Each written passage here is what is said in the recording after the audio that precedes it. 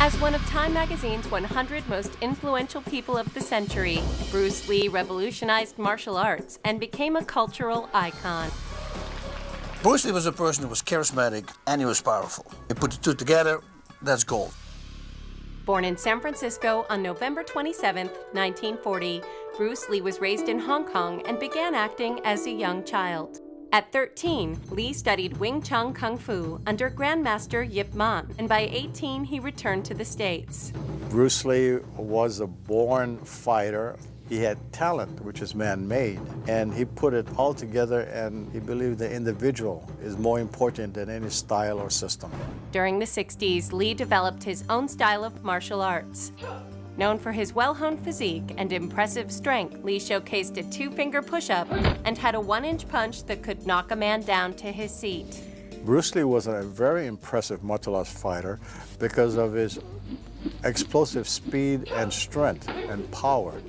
And he developed that because he studied the skeletal system, the muscle system. He went above and beyond training.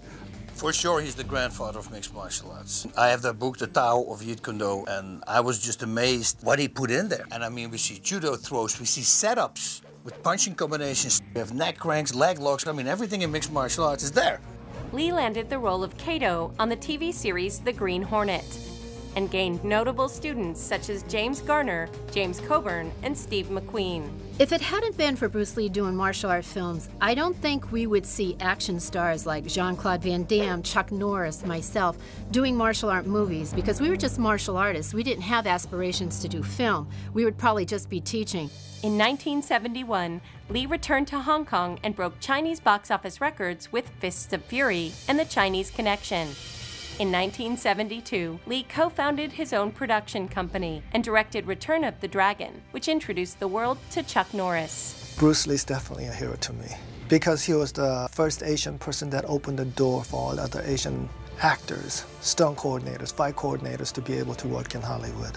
In 1973, Li began filming Game of Death, but left to star in Enter the Dragon, the first Chinese martial arts film to be produced by a major Hollywood studio. 6 days before the film's release, Brus Li died on July 20th, 1973, from cerebral edema caused by a reaction to prescription medication.